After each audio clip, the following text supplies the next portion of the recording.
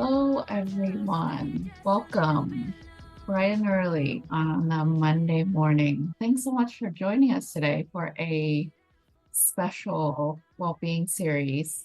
Today we have a special session of our regular monthly well-being series. And today it's focusing on community grief. We have a really wonderful facilitator with us, Nicole Taylor, who our SJP team had the honor of doing like a special team session with Nicole a few weeks back, and it was a really wonderful time. So I'm excited for you all today to get to experience her. So I'll just throw it right over to Nicole to introduce themselves and get us started. My name is Nicole Taylor. It's good to be with you here today. I didn't even think about my bio. I'm just me, but I guess what I'll say in terms of who's the me that you're engaging with, I am a coach and a somatic experiencing practitioner.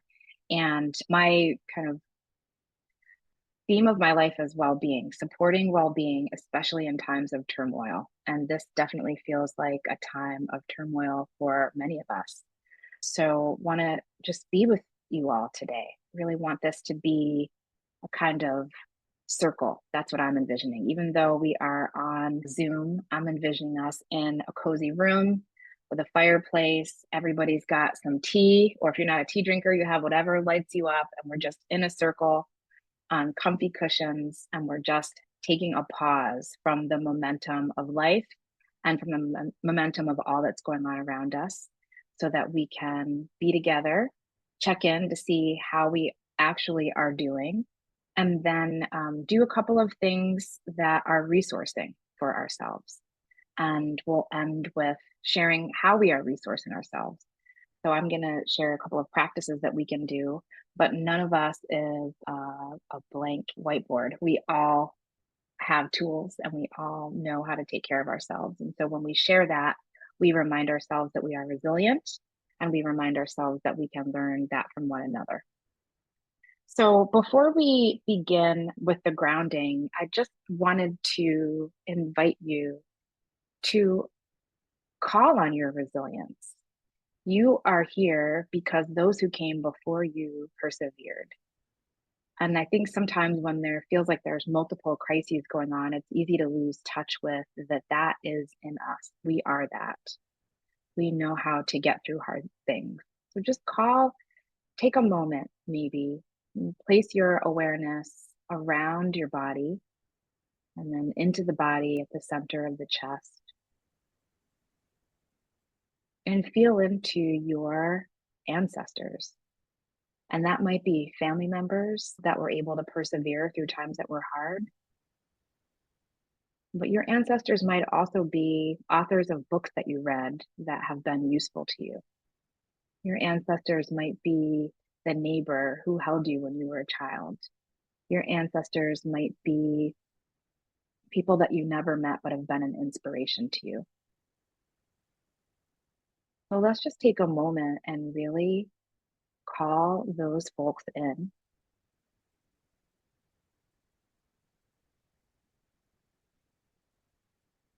And let's feel into a sense of gratitude for their resilience and breathe into a sense of acknowledging that that is in us.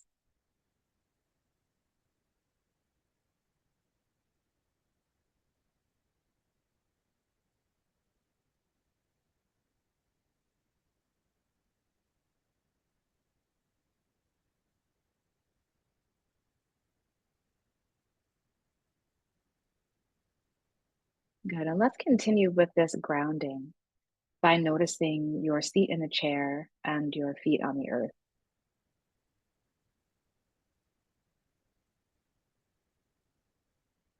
And sometimes just noticing how we are in contact with the structures that are supporting us. It might be the seat in the chair, it might be the feet on the earth, maybe we're already sitting on the ground. But noticing that we are supported by gravity, keeping us in place. We might become aware of parts of the body that are wanting a little bit of movement, a little bit of stretch. And I invite you to give yourself that.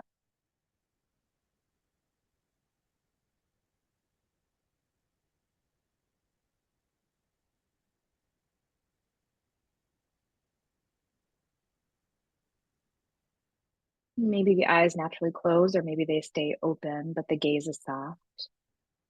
As you bring your attention now to the act of breathing, not shaping the breath or changing it in any particular way, but just noticing how you feel as you inhale and how you feel as you exhale.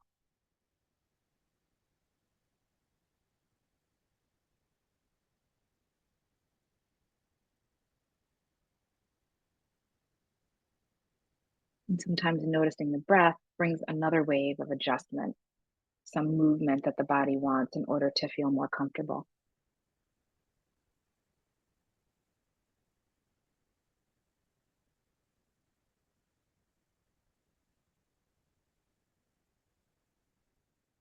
And if the eyes are closed, go ahead and let them open gently. I want to invite you to turn your head slowly to one side with the eyes open. And then let the head turn back toward the center, letting your eyes just roam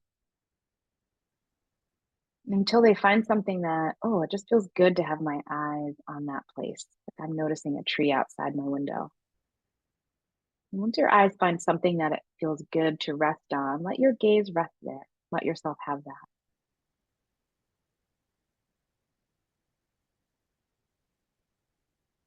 And feel how that sense of sight in this moment can feel like a wave of nourishment.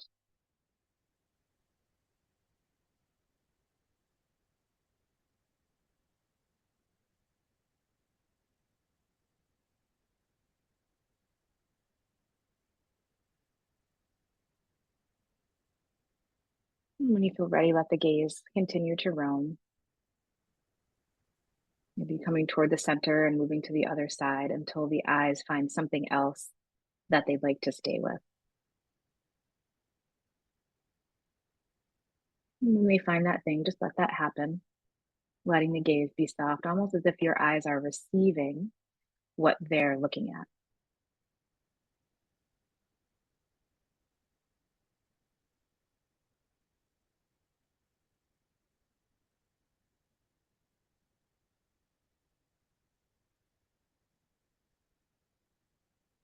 Good. And when you feel ready, bring yourself back to center. And now just let your eyes gaze on the screen, just noticing the other folks in the room with you today. Maybe you just see their names or their photo. Yeah, wonderful. Let yourself just orient to who you're in this room with today.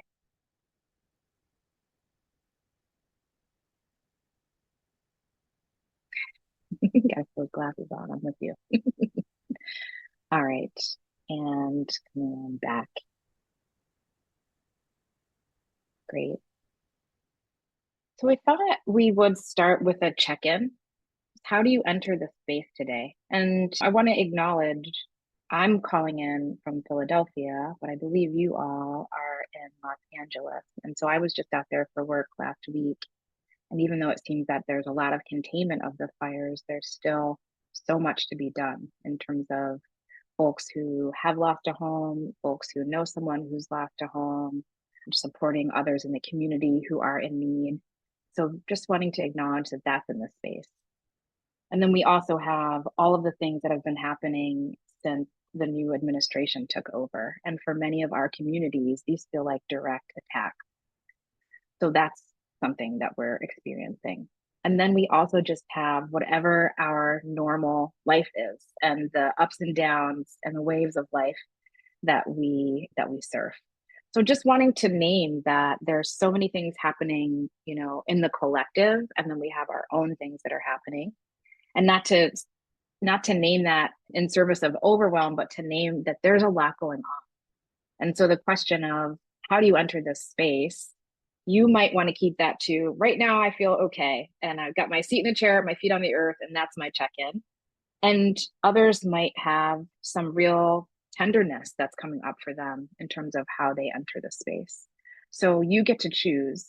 Everything that we do today is an offering, and you get to choose how you want to engage at a level that would feel nourishing for you rather than draining.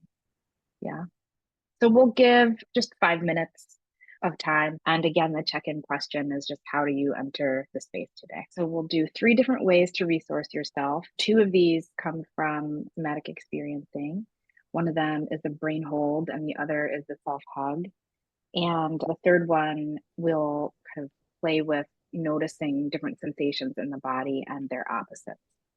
So all 3 of these are really good for those moments when you feel that sense of overwhelm. Like when I'm as a coach, I've received communication from clients and from friends, and a lot of it right now is around a sense of overwhelm. Like it's whack-a-mole with what to do next because there's so many things coming up. And it's important to be able to come back to a sense of inner stability so that whatever action we take is an action that is coming more from a place of responding to what's happened rather than that kind of knee-jerk reactivity that can happen. Especially when we're scared, it's easy to be reactive.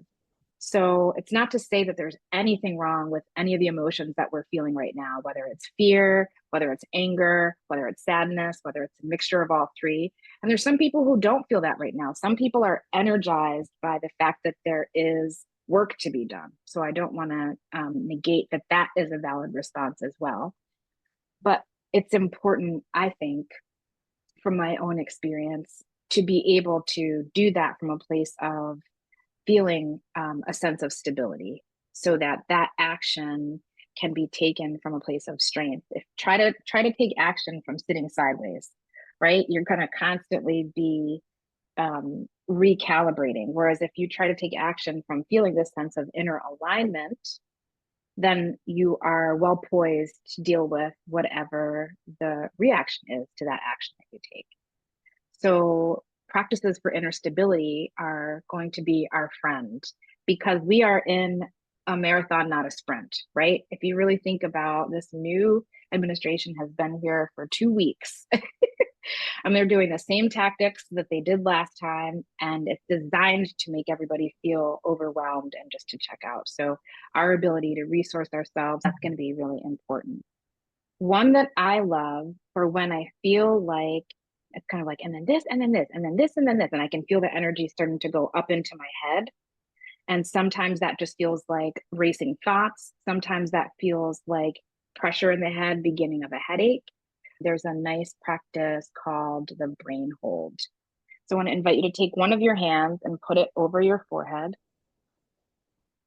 And then take the other hand and put it at the place where the back of your skull meets your neck. It's not on the neck, it's a little bit higher. Yeah, good. Relax the part, this will happen because that's just natural. Relax the shoulders down as much as possible. Eyes can be open, but let the gaze be soft, or if it feels okay to close the eyes, go ahead and do that. And once we have our hands in this position, we're just going to allow ourselves to breathe with ease. It's important not to try to change the breath from whatever it is, because sometimes that might make us tighten. You just breathe however you're breathing naturally as you have your hands in this position. And sometimes the breath naturally deepens, and if that happens, that's okay. Let that happen.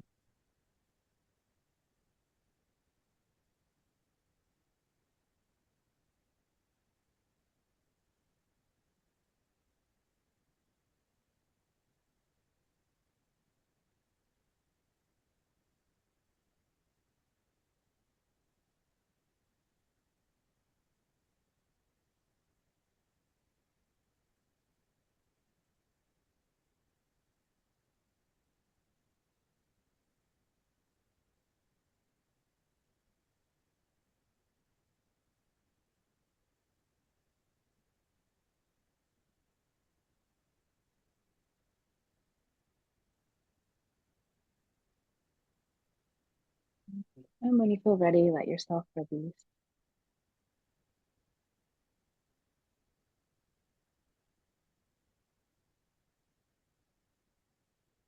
And just jot down, if you have a journal, just jot down what you notice.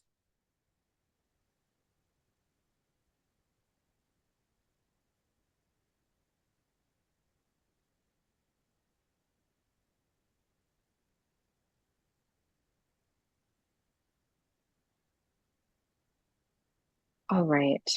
Let's move into a self hug. Take one of your hands, take it like this, place it under your armpit.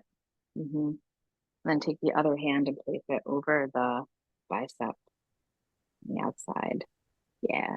And let the shoulders relax. And just let your breath be whatever it is. Again, the eyes might be open with the gaze soft, or maybe it feels good for the eyes to be closed.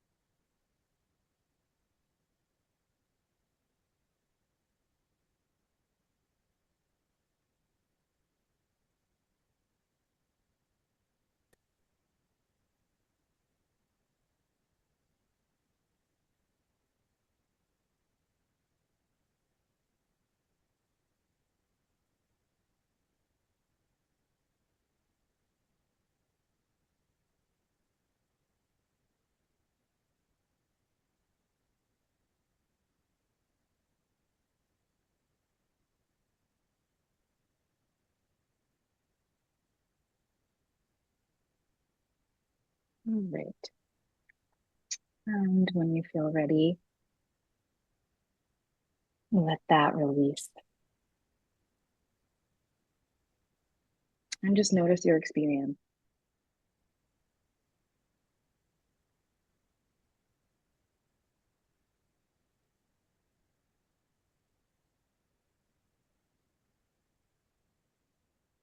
What do you notice after doing that?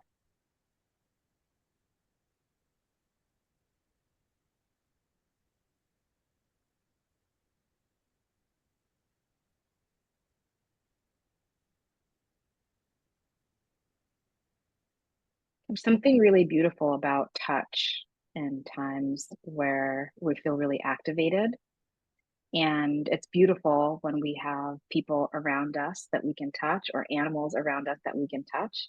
But sometimes things are going down and we don't have that. And so, just part of why I share these two practices is that self touch can be really nourishing when we're in a grief space, that we're not pushing the emotion away, but we're also not focusing so much on it to the exclusion of everything else. We're really letting the waves come and go, and self touch can be a great enabler of letting the waves of emotion come and then letting them recede when they're ready. So, self touch can be really beautiful.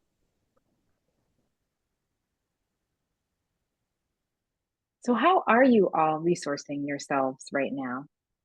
Love to hear what you're doing that is supporting you in feeling as steady as you can in these moments.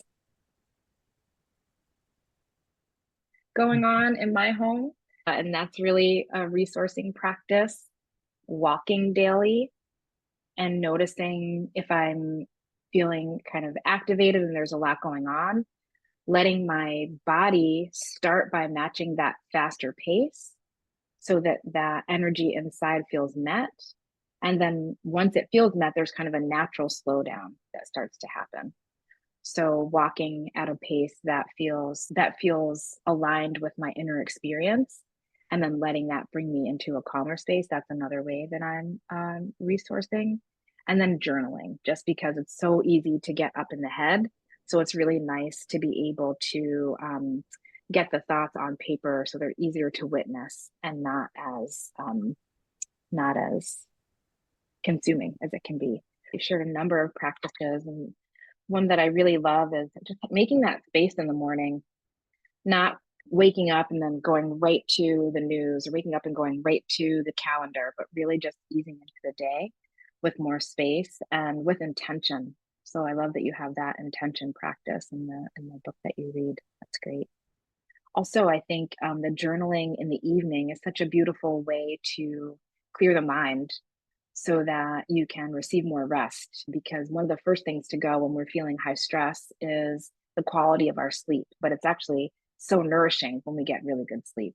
So appreciating also that practice as a way to support more nourishment. Part of the reason that I think it's helpful to share is that you may have your own practices, but you think, oh, I really haven't tried nighttime journaling. I usually journal in the morning. I'm going to see what that's like and how that supports me. So we can learn from one another. We can osmose each other's ways of resourcing and build out our toolbox that way. I think sometimes when there is a lot going on in the world, and especially when there's a lot of suffering that we see outside of ourselves, I've had clients talk a little bit about, oh, I feel guilty doing something nice for myself. I don't know if I should feel good because so many people aren't. And that's a very normal human thing to do when you have empathy. And at the same time, us being resourced is the thing that will allow us to have the wherewithal to help someone that does need something. If that ever comes up for you, you can just notice that thought, but really let yourself off the hook there, knowing that your ability to resource yourself means that you can do something and take an action that would help someone else that needs something from you, whether it's your attention, whether it's to hide in your house, whether it's to donate some money. We don't know how the need is coming, but when we're resourced, we'll be able to do that. So all of these practices are things that help us to feel a sense of inner stability so that while there's outer instability, we can be more clear about what's ours to do. What is our contribution? So we don't do these things to kind of hide from everything that's going around us. We do these things so that we feel a sense of inner alignment so we can more clearly understand what an action is that we might take to be of service.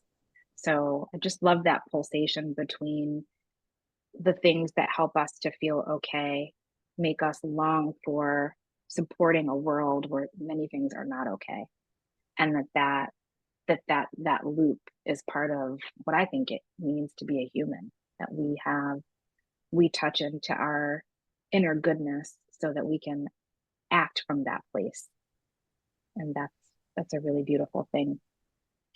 So I'm going to share one more practice, actually acknowledge the first practice that we did. So the first practice that we did after we leaned into the ancestors was called Orienting. And that's a practice where we looked to one side, we waited until the eyes found something that they wanted to land on, we let the eyes receive that. And then we did that. We kept looking until we found something else and until the neck went this way. So that's a beautiful practice just for, it does a couple of things. One thing is we orient to, in this moment, where we are, there is safety, right? So it lets us kind of touch into that right now, in this moment where we are, there is safety. The other thing that it does is it lets us, especially when there's so much going on in the news, our eyes are receiving a lot of information that is jarring and painful. And so when we orient to what's in the space that we find nourishing, we're kind of allowing that sense of sight to receive nourishment. So it's not just expending energy by engaging with what we need to engage with in order to know what's going on in the world, but it also is making sure that that sense of sight receives what feels nourishing as well. So that is, any of the five senses can be a form of nourishment for us. So for some people, maybe the eyes roaming until they find something was fine, but not so relaxing.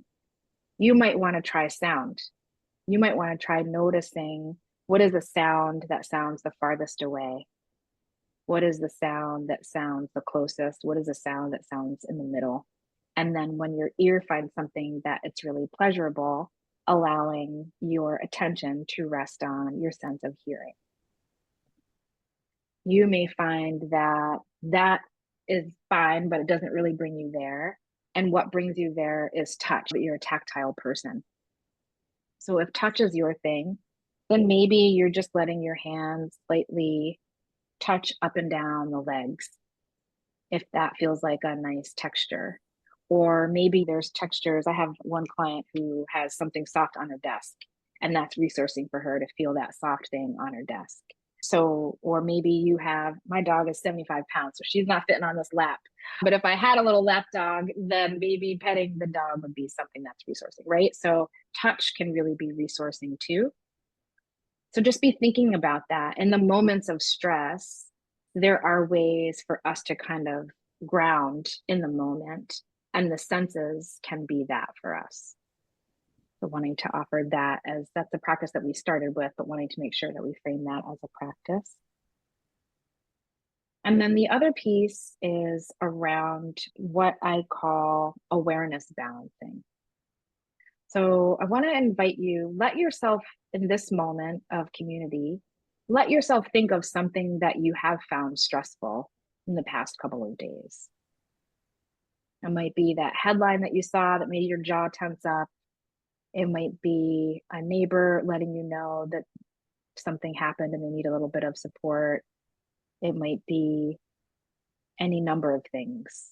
But let yourself remember or recall something that's happened in the past couple of days that has felt a bit stressful for you.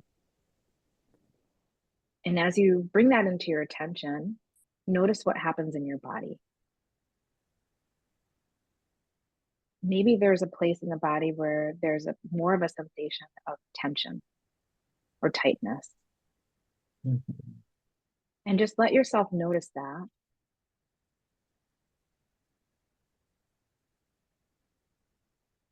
And now bring your attention to a place in the body where you don't feel tension.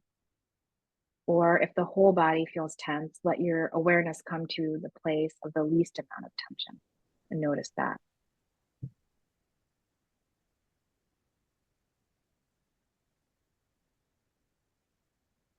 And then allow your awareness to go back to the place that feels tight or tense.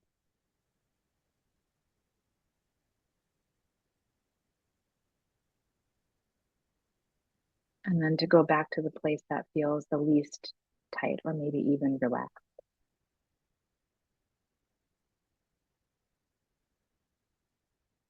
And just let your awareness flow between these two places a couple more times.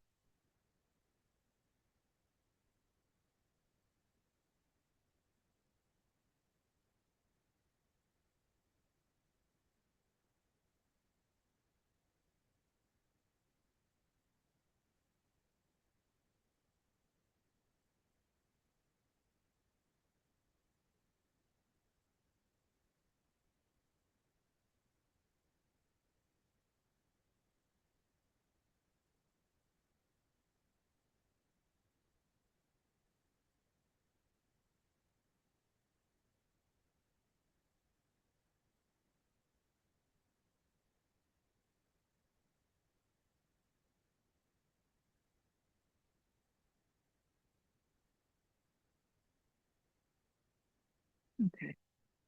And let that release.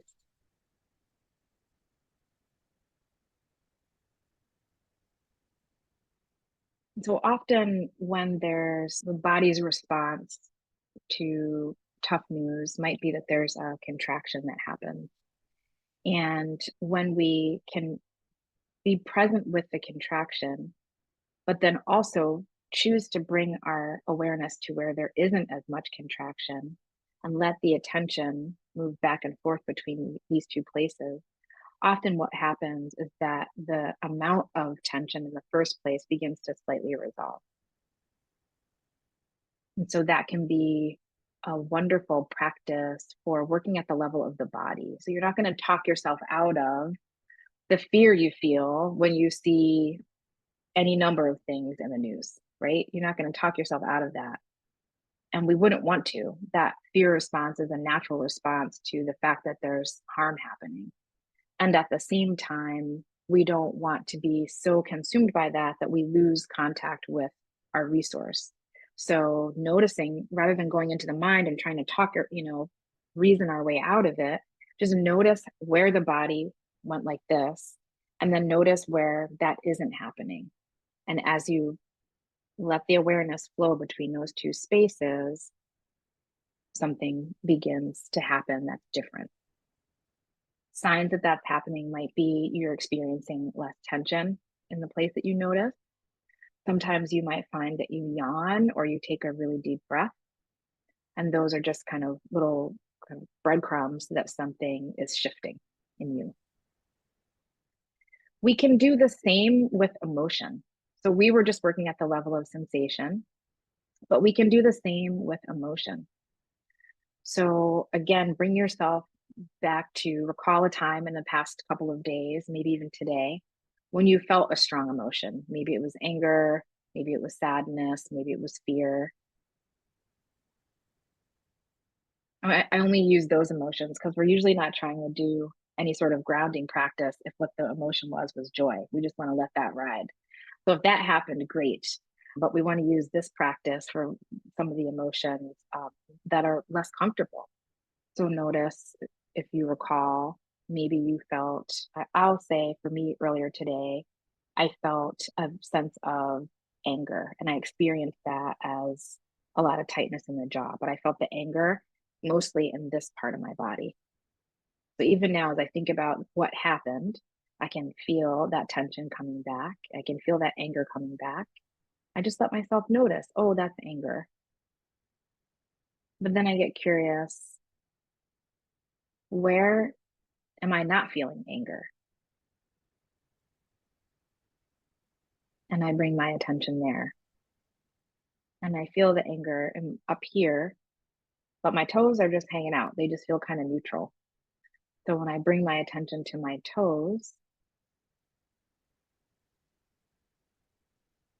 and then I bring the attention back to the anger, what starts to happen is the heat of that begins to fill more space in the body, and that feels less acute. So we can do that same thing with emotion. We can feel, where is that emotion? And then where is that emotion not felt in the body? And by letting our awareness flow between the two, the thing that feels more concentrated starts to have more space. And when we have more space, we have more of a sense of inner stability.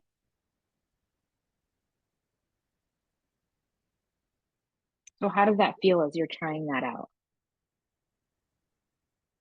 Both the sensation, either the sensation or the emotion, or both. We called it community care for collective grief, and wanted to give you some tools for presencing yourself as waves of grief come and as waves of big emotion come.